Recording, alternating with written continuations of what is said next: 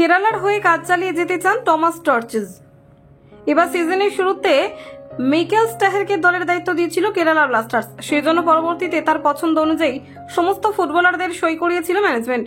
পুরনো সমস্ত কিছু ভুলে আইএসএল এর সুপার 6 নিশ্চিত করাই অন্যতম লক্ষ্য ছিল দক্ষিণের এই ফুটবল ক্লাবের, কিন্তু সেটা সম্ভব হয়নি। আসলে সুইডিশ কোচের হাত ধরে শুরু থেকেই অনবদ্য পারফরমেন্স করার পরিকল্পনা থাকলেও সেটা বাস্তবায়িত হয়নি। সময়ে ম্যাচ যত এগিয়েছে ততই হতাশাজনক পারফরমেন্স থেকেছে আইএসএল এর এই ফুটবল দলের, যার প্রভাব এসেছিল লিগের পয়েন্ট টেবিলে। সেটা কিছুতেই ভালোভাবে নেয়নি কেরালা ম্যানেজমেন্ট। স্বাভাবিকভাবেই এমন পরিস্থিতিতে ছাঁটাই করা হয়েছিল মিকেল স্টাহের সহ তার সকল সাপোর্টিং স্টাফেদের। তারপর অন্তর্বর্তীকালীন কোচ হিসেবে দলের দায়িত্বে আসেন থেক্কাথারা পুরুষোত্তমন। সেই সঙ্গে তাকে সাহায্য করে আসছেন টমাস টর্চেস। পূর্বে কেরালা ব্লাস্টার্সের যুব দলের দায়িত্বে ছিলেন টমাস। স্টাহের অবর্তমানে জুনিয়র দলের পাশাপাশি সিনিয়র দলের দায়িত্ব তুলে দেওয়া হয় তার হাতে। সময় এগোনোর সঙ্গে সঙ্গে নিজেদের পুরনো ছন্দে ফিরতে শুরু করে দক্ষিণের এই ফুটবল ক্লাব। প্রথম লেগে তাদের সক্রিয়তা বোঝা না গেলেও দ্বিতীয় লেগে শুরু থেকেই চ্যাম্পিয়নশিপের দৌড়ের অন্যতম দাবিদার হয়ে উঠতে শুরু করেন নোয়া সাদাওরা। কিন্তু সেই রাস্তা খুব একটা সহজ ছিল না।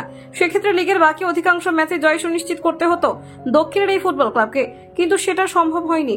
মোহনবাগান, সুপার জায়ান্ট এবং মানালো মার্কুয়েজের এফসি গোয়ার কাছে পরাজিত হওয়ার পর জামশেদপুর ম্যাচ থেকে ঘুরে দাঁড়ানোর পরিকল্পনা থাকলেও সেটা কার্যকর হয়নি। সেই ম্যাচে এগিয়ে থেকেও পয়েন্ট ভাগাভাগি করে মাঠ ছাড়তে হয় কেরালার দলকে, যার ফলে সুপার 6-এ যাওয়ার স্বপ্ন অতি অবলীলায় শেষ হয়ে যায় আদ্রিয়ান রুনাদের। সেই নিয়ে যথেষ্ট হতাশ সমর্থকরা।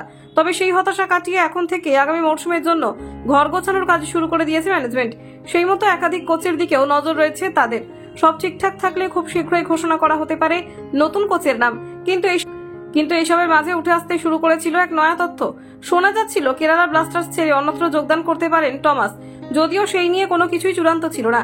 অবশেষে একটি জনপ্রিয় মাধ্যমের মুখোমুখি হয়ে তিনি বলেন, যদি আমার কাছে কেরালা ব্লাস্টার্সের পাশাপাশি পুলিশ দ্বিতীয় ডিভিশন লিগ থেকে প্রস্তাব আসতো তাহলে আমি কেরালাতেই থাকতাম, কারণ ফুটবলারদের সাথে কাজ করার ক্ষেত্রে আমার মর্যাদার পাশাপাশি আর্থিক সচ্ছলতা এবং জীবনের আনন্দ সবকিছুই আমি ভাবতে পেয়েছি।